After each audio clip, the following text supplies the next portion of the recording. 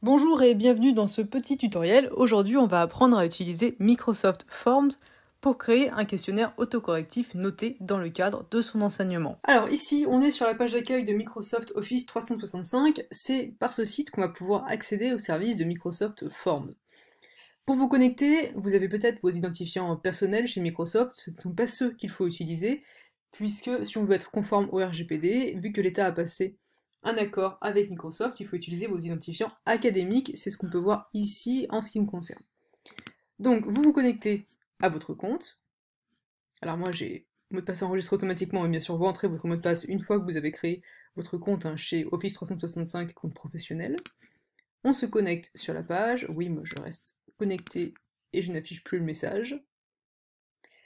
Et donc vous avez accès à toutes les applications Microsoft en ligne par votre compte professionnel. Ici, on va aller dans Microsoft Forms, l'outil donc de questionnaire de Microsoft. Il nous propose de créer un formulaire ou un questionnaire.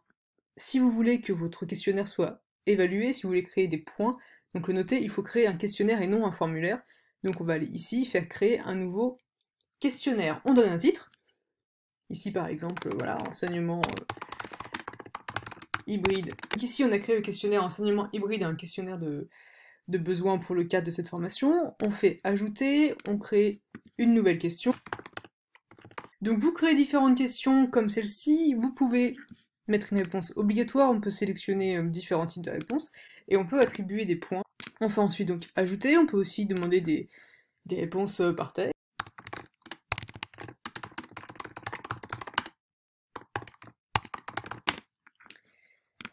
On peut toujours ajouter des points, on peut modifier, mettre autant de points qu'on a envie.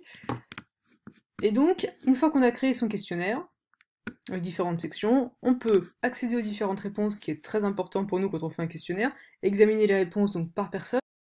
On peut aussi générer un document Excel, un tableur, dans lequel on aura donc toutes les réponses de tous les répondants, ce qui permet d'avoir une vue d'ensemble. Ce questionnaire, vous pouvez le partager de différentes manières, directement avec le lien ici. Vous pouvez aussi et surtout générer aussi un QR code si vous voulez, l'envoyer directement par mail ou l'intégrer à un site si vous avez un site. Voilà donc comment créer très facilement des questionnaires, et donc je répète, si vous voulez avoir quelque chose qui soit conforme au RGPD, il faut bel et bien utiliser vos identifiants académiques, et idéalement, dans tous les cas, ne demandez pas aux élèves de s'identifier avec leur nom et leur prénom en entier.